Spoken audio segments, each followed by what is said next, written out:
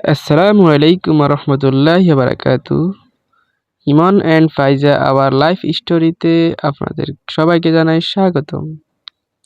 আজকে আপনাদেরকে একটি হালাল সম্পর্ক যেখানে ভালোবাসা ইবাদত হয়ে যায় সেই সম্পর্কে কিছু বলবো, তাই আপনারা এটা শুনতে সাথেই থাকুন। হালাল সম্পর্ক জোরে কথা বলে না, এটা নীরবে শান্তি দেয়। এখানে ভালোবাসা লুকিয়ে রাখতে হয় না, আবার প্রকাশ করতেও ভয় লাগে না, কারণ এই সম্পর্কের শুরুতেই আল্লাহর নাম থাকে। হালাল সম্পর্কে দুই হৃদয় এক হয়, কিন্তু তার আগে দুটো হৃদয় আল্লাহর সামনে নত হয়।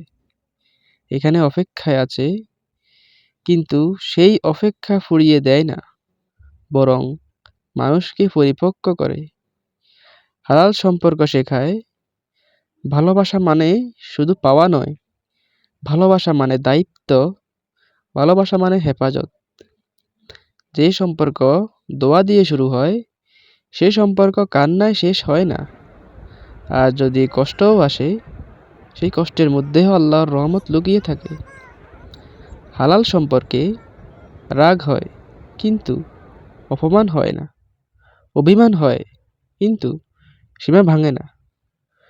স্বামী স্ত্রী একে অপরের হাত ধরে শুধু দুনিয়ার পথ না, জান্নাতের পথেও হাঁটে।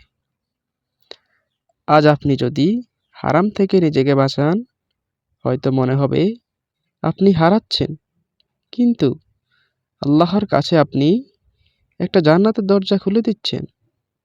মনে রাখবেন, হারাম সম্পর্ক মানুষকে ক্লান্ত করে, আর হালাল সম্পর্ক মানুষকে শান্ত করে। ভালোবাসুন এমনভাবে যাতে আল্লাহ গর্ব করে বলেন, এ আমার বান্দা, আমার জন্যই সে নিজেকে থামিয়েছে। হালাল সম্পর্কে শুরুতেই শান্তি, আর শেষে থাকে জান্নাতের আশা।